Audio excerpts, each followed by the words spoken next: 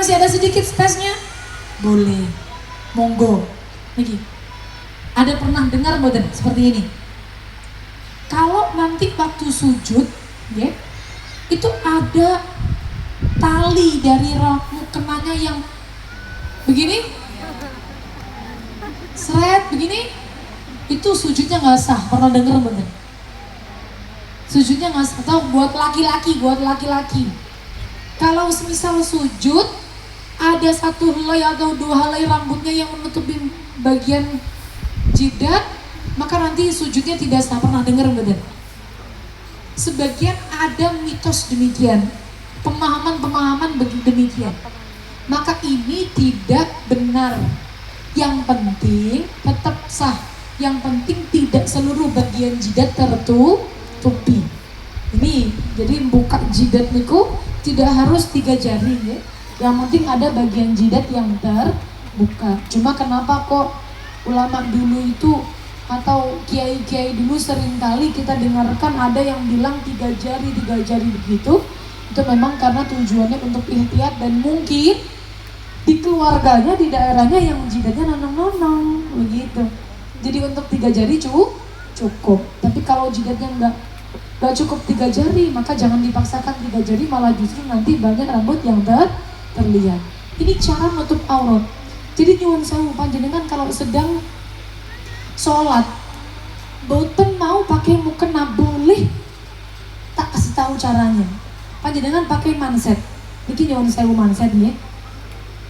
Manset ini sampai sini, sampai leher. Setelah itu kita pakai kerudung, diikat ke belakang, seret. Jadi tidak ada yang terlihat dari bagian bawah sini, tidak ada yang terlihat. Pon, ini rapih, tertutup begini. Bagian dagu ditutupin begini. Ini adalah pakai ciput ya, pakai ciput. Setelah itu manset ini nyambung ke legging dalam celana, terus nyambung ke kaos kaki. Sholat udah nggak usah pakai mukena, sah. Pakai mansetan doang kayak orang mau maling nih loh, sah. Nggak usah pakai mukena, sah. Karena tertutup secara sempurna auratnya. Tinimbang panjenengan menggunakan ruku tapi rambutnya kelihatan, ya, tangannya kelihatan pakai baju pendek begitu ya. Terus pakai mukena potongan atau pakai mukena turusan tapi longgar semuanya, kelihatan ininya, kelihatan itunya. Itu kalau menurut mazhab Syafi'i tidak sah. Tapi gimana masa banyak orang yang sholatnya nggak sah di Indonesia? Terus gimana orang-orang yang nggak mau pakai mukena terusan? Maka ibu-ibu yang masih nggak mau pakai mukena terusan, panjenengan kalau sarankan mereka-mereka yang tidak menggunakan mukena terusan atau yang tidak sesuai dengan mazhab Syafi'i cara menutup auratnya, itu hanya menggunakan mazhab Maliki. Jadi kulo penting untuk menyampaikan hal ini supaya panjenengan itu nanti kalau pas sholat ada niatnya nih, saya pakai mukena potongan nih, ikutnya mazhab Maliki. Mazhab Maliki itu bagaimana cara nutup auratnya mazhab Maliki?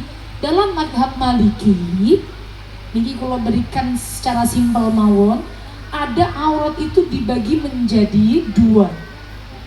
Aurat itu ada yang aurat yang mughallazah, ada aurat yang mukhaffafah. Ada aurat yang berat, ada aurat yang ringan. Aurat yang berat untuk perempuan itu adalah dari mulai perut dia sampai lutut, nih, sampai lutut, dan area yang diantaranya itu batnun ilal rukbah, sampai rukbah sampai lutut, dan area yang diantaranya itu aurat yang berat.